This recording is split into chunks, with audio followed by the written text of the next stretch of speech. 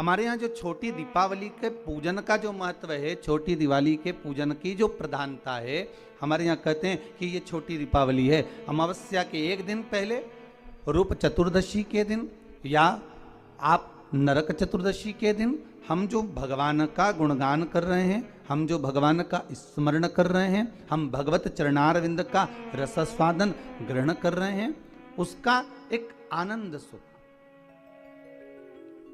उसकी भक्ति का सुख एक अलग है। महाराज क्यों कहते हैं इस छोटी दीपावली को नरक चौदस, नरक चतुर्दशी?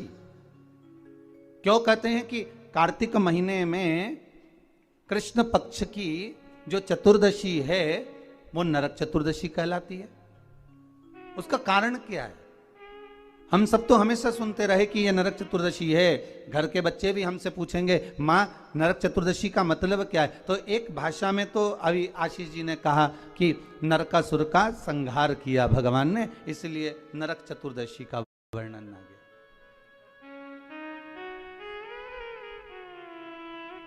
केवल एक नरकासुर का संहार करने पर नरक चतुर्दशी का महत्व वर्णन हो,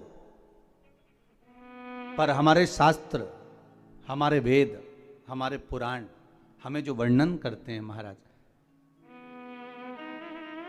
एक सुंदर नगरी में रांतिदेव नामक का एक राजा निवास कर रहा है। बड़ा सुंदर भाव है महाराज उस रांतिदेव का।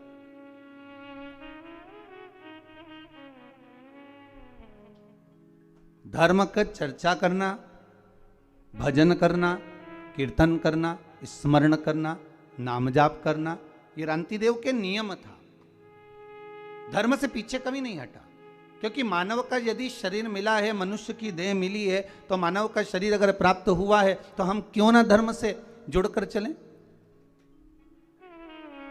हम क्यों ना सत्कर्म करें, हम क्यों ना भगवत चर्चा करें, हम क्यों ना भगवत स्मरण करें, अगर मानव का शरीर मिला है तो। बड़ी मुश्किल से प्राप्त होता है महाराज। 84 लाख योनियों में केवल एक मानव का शरीर ही है जिसके माध्यम से हम पूर्व के कर्म का भोग लेते हैं और भगवान का भजन कर कर उस कर्म को हम काट भी लेते हैं। केवल एक मानव का शरीर, केवल एक मनुष्य की देह। आस्था चैनल के माध्यम से जितने श्रोता भाई बहन कथा को श्रवण कर रहे हैं, आस्था चैनल के माध्यम से जितने भाई बहन कथा श्रवण कर रहे हैं, सुन रहे हैं, या फेसबुक यूट्यूब पर इस कथा का रसास्वादन आप ग्रहण कर रहे हैं, तो उसका महत्व समझे कि मानव का जो शरीर मिला बड़ा मुश्किल से मिला है। 84 लाख योनियां महाराज, पत्नी हर योनि में प्राप्त होगी। आप जो बनकर जन्मेंगे वो उस समय पर पत्नी भी मिलेगी। आप जिस योनि में प्राप्त होंगे उस योनि में आपके बच्चे भी होंगे। हर योनि में कुटुंब भी होता है, कबीला भी होता है, पत्नी भी होती है, पति भी होता है, बच्चे भी होते हैं। हर योनि में आपको सब कुछ मिलेगा। खाने को भी प्राप्त होगा, पानी पीने को भी मिलेगा, आपको रहने के लिए कोई क्वार्टर, कोई घर, जहां अस्तबल आदि जिस योनि में हम हैं उसमें कुछ ना कुछ आपको रहने के लिए भी प्राप्त होगा। पर हर योनि में बच्चे भी मिलेंगे, पत्नी भी मिलेगी, पति भी मिलेगा, कुटुंब कबीला भी मिलेगा, भोजन करने को अन्न भी मिलेगा, या अन्न भाग जो आप खा सकते हो वो मिलेगा, पीने के लिए जल भी मिलेगा, रहने के लिए आपको भवन भी मिलेगा।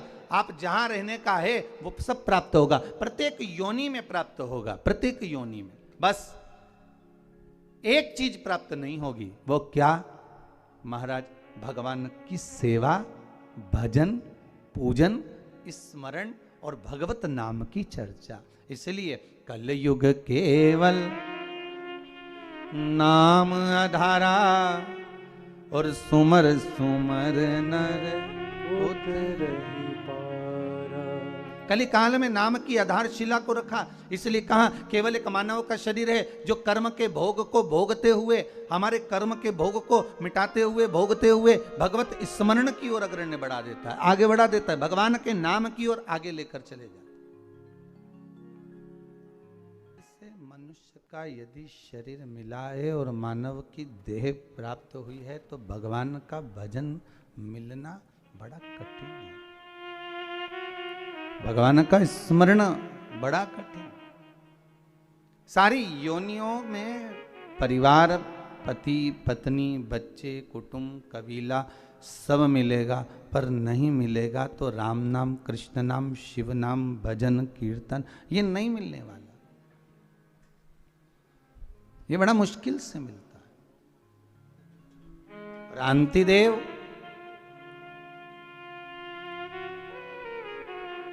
इतने धर्मात्मा राजा थे, हर पल हर घड़ी हर क्षण दान पुण्य संकीर्तन सब करा,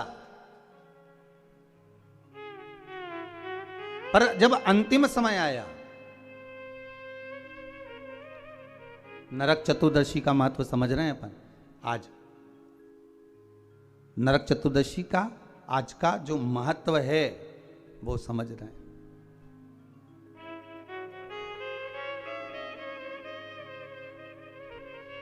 क्या महत्व है नरक चतुर्दशी का? कृष्ण पक्ष की कार्तिक महीने की इस चतुर्दशी का, रूप चतुर्दशी का, नरक चतुर्दशी का क्या महत्व है उसको समझना। उसके पूजन का क्या विधान है? छोटी दीपावली क्यों कहते हैं? क्यों दिए लगाए जाते हैं? उसके महत्व को समझना। महाराज क्रांतिदेव का जब अंतिम समय आया और यम के दूत आए क्रांतिदेव को बंदी बनाने के लिए, तो क्रांतिदेव ने पूछा, आप कौन हो, कहां से आए हो? भगवान का भजन करने वाला, स्मरण करने वाला, भगवत नाम की चर्चा करने वाला, कीर्तन करने वाला, दान पुण्य करने वाला, सत्कर्म करने वाला, भगवत नाम के भजन में डूबने वाला जब अंतिम समय में अपने प्राणों को छोड़ता है, तो महाराज शिव महापुराण की कथा कहती है, हमारे धर्म और शास्त्र कहते हैं, भजन करने वाला जब प्राणों को छोड़ता है तो यम के दूत सामने खड़े रहते हैं और उस जीव को ले जाने का जब समय होता है तब वो यम के दूत से चर्चा भी कर लेता है, बात भी कर लेता है। कई लोग कहते हैं महाराज जी, क्या मरने वाला व्यक्ति यमदूतों से बात करता है? क्यों नहीं करता? क्रांतिदेव का चरित्र कर रहा है, आज नरक चतुर्दशी का चरित्र कर रहा है। क्रांतिदेव यमदूत सामने खड़े हैं और उनसे बात कर रहा है। शिव महापुराण में राजा श्वेत का चरित्र आता है, यमदूत सामने खड़े हैं और राजा श्वेत उनसे बात कर रहा है। मार्कंडे भगवान का चरित्र आता है, यम के दूत सामने खड़े हुए हैं और वो उनसे बात कर रहे हैं। क्यों नहीं हो सकता महाराज? अरे मुख में हो राम नाम, राम सेवा हाथ में, और तू अकेला नाही प्यारे, राम तेरे साथ। कि जिंदगी की बागडोर हाथ दीना नाथ के, वो महलों में राखे चाहे झोपड़ी का। सीताराम सीताराम सीताराम कहिए, जाहि विधि राखे राम ताहि विधि रहिए। क्यों नहीं हो सकता? अगर आप सत्संग में लगे हो, भजन में लगे हो, कीर्तन में लगे हो, मंत्र जाप में लगे हो, मंत्र स्मरण में लगे हो, भगवान की भक्ति में अगर डूबे हुए हो, तो यमदूतों की भी सामर्थ्यता नहीं, हिम्मत नहीं कि आपको उठाकर ऐसे ही ले जाए।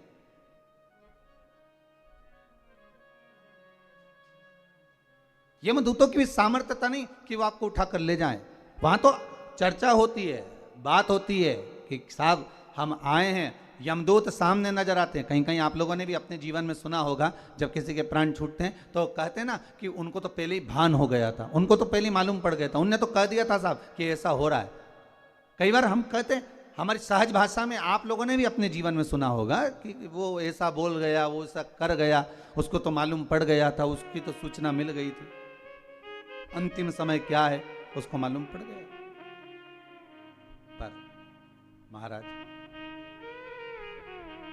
आज क्रांतिदेव के साथ वही हुआ। क्रांतिदेव ने पूछ लिया, कौन हो? यमदूत। लेने आए हो? हाँ, चलना पड़ेगा। बिल्कुल चलता हूं। कहां लेकर जाओगे? नरक। हो रांति देव करे, मैंने इतना दान करा, पुण्य करा, सत्कर्म करा, धर्म चर्चा करी, भगवत नाम लिया, जगत में मैंने सारा दान पुण्य धर्म सब कुछ करा, और तुम कह रहे हो कि मुझे नरक लेकर जाओगे। ये कहां का तरीका है?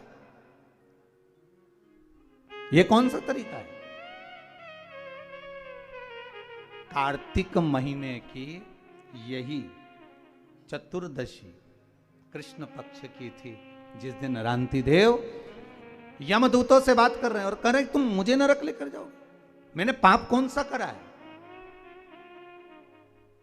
भाई व्यक्ति अगर कोई पाप कर्म करे, व्यक्ति अगर कोई गलत कर्म करे तो कहा जाए कि इसने पाप कर्म करा है तो इसको नरक भेज दिया जाए। पर मैंने पाप कौन सा करा है जो मुझे नरक भेज रहे हो? तो कहा महाराज जी आपने 2 पाप करे। कौन कौन से? तो कहा पहला पाप ये कि दरवाजे पर गाय आई, गौ माता आई, दरवाजे पर खड़ी रही, इंतजार करती रही, और आपने गौ माता को भोजन नहीं दिया, भूखी चली गई। और दूसरा पाप आपने करा, दरवाजे पर ब्राह्मण आया और आप उसको अन्न भाग ग्रहण नहीं करवा सके, आप उसको भोजन नहीं करा सके। अब रांति देव ने पूछा ये हुआ कब था, ये तो बताओ पहले। अच्छा, सब जगह की फाइलें गायब हो सकती है, सारी फाइलें मिटाई जा सकती है, पर उस परमात्मा के द्वार पर जो फाइल लिखी जाती है उसे कोई मिटा नहीं सकता। मत बुरे कर्म कर बंदे वरना पछताएगा, भगवान की आंखों से तू बच नहीं पाएगा, तू बच नहीं पाएगा। उसको पहचान नहीं सकते। सारी फाइलें मिटाई जा सकती हैं, हर फाइल को छुपाया जा सकता है, हमारा लिखा हुआ हम उसको मिटा सकते हैं, पर परमात्मा की फाइल में एक बार अगर नाम चढ़ गया, कौन सी तारीख, कौन तिथि, कौन पल, कौन घड़ी, कौन क्षण आपने क्या कर्म करा है, वो परमात्मा की खाते में लिखा हुआ है। मेरे भोले के दरबार में सब लोगों का खाता, और किसी को कोड़ी कम नहीं देता, किसी को दमड़ी ज्यादा। सारी फाइलें उसके पास, चाहे हमारी हो चाहे आपकी हो। रांति देव की अगर फाइल उनके पास में है तो कहा मैंने करा कब था, बता दिया। यमदूतों ने ये फाइल पढ़ लीजिए, चित्रगुप्त महाराज को बुलाया, बता दीजिए महाराज, बता दिया। एक दिन ब्राह्मण आया था, निवेदन करा, तो रांति देव कह रहे हैं ब्राह्मण को मैंने सिंहासन दिया, ब्राह्मण को मैंने बैठने का सिंहासन दिया है, ब्राह्मण के लिए मैंने हाथ जोड़कर निवेदन करा था, ब्राह्मण देवता आप कुछ खा लीजिए, ब्राह्मण देवता आप पानी पी लीजिए, ब्राह्मण देवता आप कुछ ग्रहण कर लीजिए, पर ब्राह्मण ने मना कर दिया था। आप देखिए, लिस्ट उठाकर देखो, ब्राह्मण ने मना कर दिया था।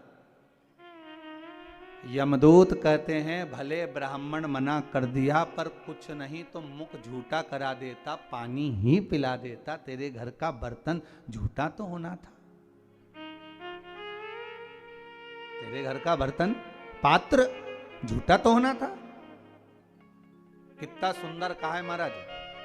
कोई ब्राह्मण यदि आपके यहां आए और ब्राह्मण आकर आपके यहां अगर ऊपर से जल ग्रहण कर रहा है तो आप ब्राह्मण से कह सकते हो महाराज जी आप पात्र झूठा कर दीजिए।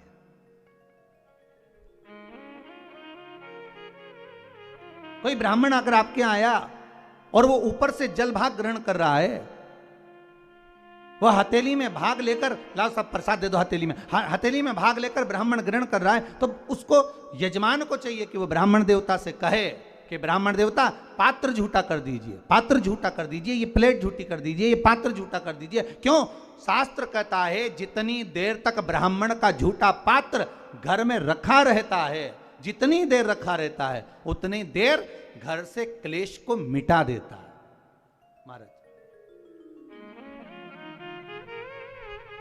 क्यों कहते हैं कि ब्राह्मण का मुख झूठा कराओ, अर्थात घर का पात्र भी झूठा होगा, वो रखा रहेगा, फिर घर की कोई बहू, घर की कोई माँ उस पात्र को लेकर जाती है, जब धोती है, साफ करती है, महाराज उसने अपनी जिंदगी में जितना पाप कर्म करा होता है, मात्र ब्राह्मण के पात्र का, उस पात्र को धो लेने पर भी उसके ना जाने कितने पाप नष्ट हो जाते, कितने पाप। अब झूठा कर लीजिए। मैंने कहा ब्राह्मण देव को, रंती देव करे, मैं बार बार निवेदन कर रहा हूं, ब्राह्मण देवता पानी पी लीजिए, ब्राह्मण देवता भोजन ग्रहण कर लीजिए, ब्राह्मण देवता आप कुछ खा लीजिए, पर ब्राह्मण ने नहीं खाया। यमदूत करें, आपको चाहिए था कि आप मुंह झूठा कराते, भले पानी का आचमन ही करा दे। अब देखिए आचमन करा, अब पानी का भले आचमन करा देते, पर कराना। एक दूसरा, गाय तुम्हारे दरवाजे पर आई और आपने गौ माता को रोटी नहीं दी, आप गाय को भोजन नहीं दिया। रांति देव हाथ जोड़कर बोले, महाराज आप ये गलत कह रहे हैं कि मैंने गाय को रोटी नहीं दी। महाराज मैंने गाय को भोजन नहीं दिया, आप ये गलत कह रहे हैं। मेरे द्वार पर गाय आई और मैंने गौ माता को भोजन दिया। आप देखिए, आप स्मरण करिए, भगवान यमदूत कहते हैं गाय आपके दरवाजे से भोजन कर कर चली गई थी, पर कुछ समय के बाद गाय फिर दरवाजे पर आकर खड़ी हो गई थी, उस समय पर आपने उसको भोजन नहीं दिया। महाराज जब एक बार दे दिया तो दूसरी बार कैसे देते? यमदूतों ने कहा, परमात्मा एक बार आपको सुख दे देता है और उसके बाद परमात्मा आपको सुख देना बंद कर देता है, तो क्या आप परमात्मा से वापिस सुख नहीं मांगते? क्या आप परमात्मा से वापिस सुख नहीं मांगोगे कि हे प्रभु, हे भोलेनाथ, हे मेरे नारायण, हे मेरे राम, हे मेरे कृष्ण? एक बार अगर आपने सुख दे दिया और सुख देने के बाद फिर वापिस वही की वही लीला चालू हो गई, वही हमारा कर्म का दुख हमारे सामने आ गया, तो क्या आप भगवान से वापिस सुख नहीं मांगोगे कि हे भगवान हमें वापिस सुखी कर दीजिए, वापिस ऐसी कृपा कर दीजिए कि हमारा वैभव, हमारा धन, हमारी प्रतिष्ठा, हमारा यश, हमारी कीर्ति पुनः वापिस स्थापित हो जाए? रंती देव, गाय अगर एक बार भोजन कर कर चली गई और दूसरी बार पुनः तुम्हारे दरवाजे पर आई है, तो तुम्हारे दरवाजे पर तुम्हारा कल्याण करने के लिए आई है। तुमने उसको भोजन नहीं दिया, क्षमा करिएगा, मुझसे गलती हो गई, इसलिए तुम्हें नरक भोगना पड़ेगा। रांति देव ने कहा, नरक अगर भोगना तो मेरा पुण्य कहां गया वो बताओ। पुण्य तुम्हारे सामने, तुम्हारे पुण्य के बल पर मांगो। तुम बैकुंठ का भोग भोगोगे कि कुछ और मांगना चाहते हो? इतने में रांति देव ने कहा, अगर मेरे पुण्य का भाग देना चाहते हो तो केवल मेरे जीवन में 1 वर्ष के लिए मृत्यु को टाल दीजिए। 1 साल मेरी मौत ना हो, मेरी मृत्यु ना हो। 1 वर्ष? हाँ, क्या करोगे? रांति देव ने कहा, जो नहीं कर पाया वही करूंगा, आप 1 वर्ष के लिए मुझे पुनः मेरा जीवन दे दो। भगवान यमदूतों ने कृपा करी और यमदूत उसको छोड़कर 1 वर्ष के लिए दे दिया उसका पुण्य का भाग। रांति देव नरक को जीत लिया,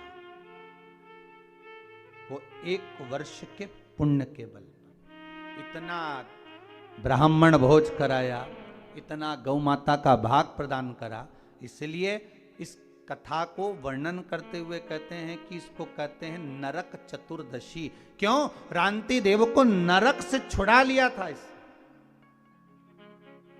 कई बच्चे पूछते हैं कि नरक चतुर्दशी का मतलब क्या, नरक चतुर्दशी का मतलब क्या? बताना पड़ेगा कि रांति देव को नरक से छुड़ाया था आज के। फिर रांति देव ने क्या करा? कहा, महाराज इसी नरक चतुर्दशी के दिन ब्राह्मण का भोजन कराया, गौ माता को द्वार पर बुलाया। दरवाजे पर जब गाय नहीं आई तो जहां गाय बंधी थी वहां जाकर गौ माता को घासा भोजन का जिमाकर उसका आचमन कराया। उसका फल क्या हुआ कि रांति देव को फिर नरक नहीं भोगना पड़ा। फिर रांति देव जब प्राण त्यागे तो भगवान के धाम में पहुंच गए, सीधे भगवान के द्वार पर।